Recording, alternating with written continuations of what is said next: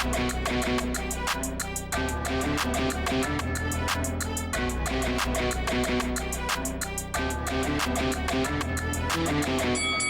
guys, welcome to Boxing Squared for boxing news and views from around the internet. And the new Daniel Dubois picks up the WBA Interim Heavyweight title against Bogdan Dinu in the UK in Telford. So this is my post-fight review of that fight, so we'll quickly get to the action proper. Not a lot of it, just under 2 rounds of action. And then a few thoughts, including the comments by Daniel Dubois and his trainer Shane McGuigan in the post-fight. So in terms of round 1, it was pretty much what I sort of expected. Daniel Dubois boxing with Bogdan Dinu, who was circling, trying to stay out of the way for the most part of Daniel Dubois, but he was holding his feet at times at Dinu, and he was looking for a chopping right hand, but having little success. Daniel Dubois, meanwhile, was peppering Dinu throughout the round with jabs to body and head.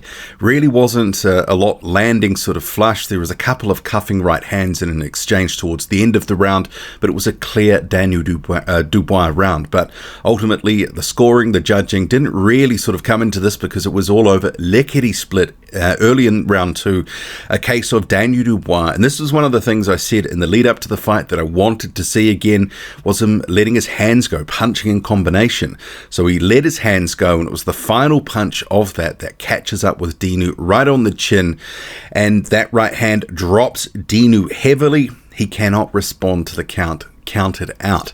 So Daniel Dubois gets a stoppage in the second round there and picks up the WBA Interim Heavyweight title. And I guess make of it what you will in terms of he was coming off a loss into this fight, could fight for a piece of the WBA Heavyweight Championship, albeit the interim title, but he gets the strap here, and I guess for him, more importantly, a bit of relief. He moves on. He gets past that sort of loss from Joe Joyce, which I'm sure would have been devastating in some fashion because he was one of the big hyped prospects in the heavyweight division, and he fell short. And obviously the circumstances with that loss, he took a knee, he had an orbital bone double fracture, and there was a lot of people, a lot of criticism after that fight.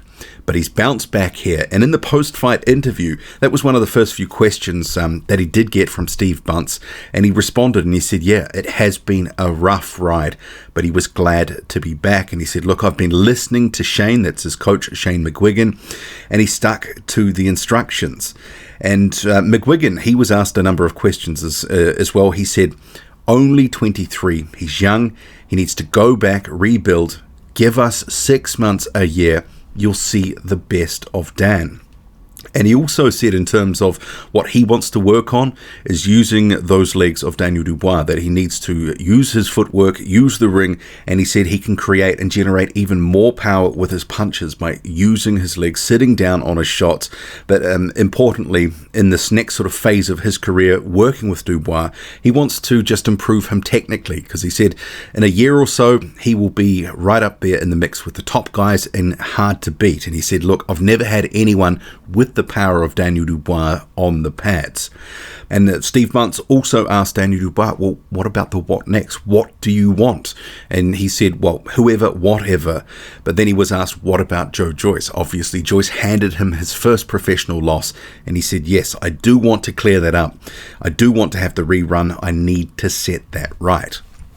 And I guess in terms of that sort of fight, yeah, I would like to see it, but maybe not now, because I think Joe Joyce beat Daniel Dubois. In the end, it was pretty conclusive with what happened and the circumstances around it.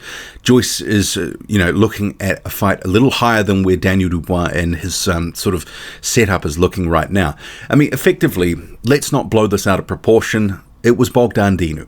Bogdan Dinu's like a top 40 or a top 50 guy, but there are a few issues with him in terms of the durability and also the heart. I mean, could he have beaten that count? It certainly looked like maybe he could have gotten up late in that sort of count, but he didn't.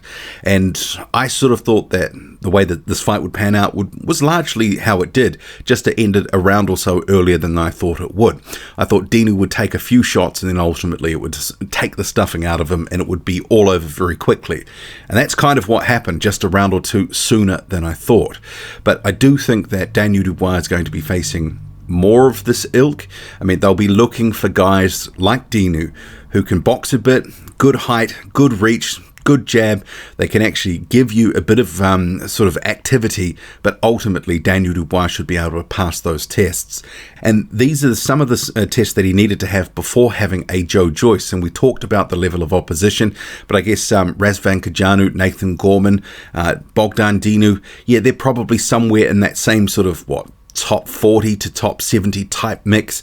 Probably going to see a few more of that ilk before we actually see Daniel Dubois really step up. And it seems like their plan is maybe at least 12 months away before really stepping him up. So who next? What next? I guess that's the question. But I wouldn't be expecting any great shakes, because he is young. He's 23. They're saying, look, he is still developing. He needs more work in the gym. They need to iron some things out.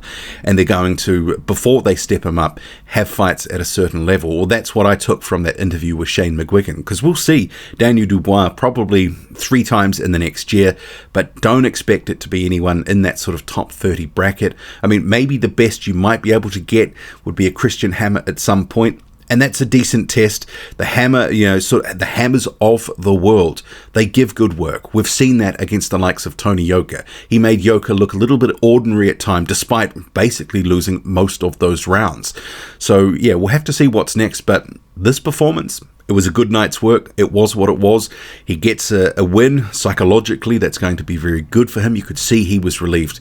And he moves on to the next one. But I'm not sure how many people will be recognizing him as a WBA champion, as a true champion, because obviously they've got champions galore. You've got Robert Helenius as the gold champion, Mahmoud Shah as the champion in Reese's, Trevor Bryan as the regular champion, and then you have the actual champion, Anthony Joshua. Some talk that he's working his way towards Anthony Joshua on the broadcast, but let's face it, that's not really sort of going to be happening.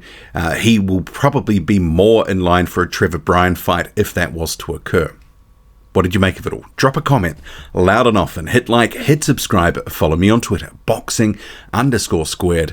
I'm out.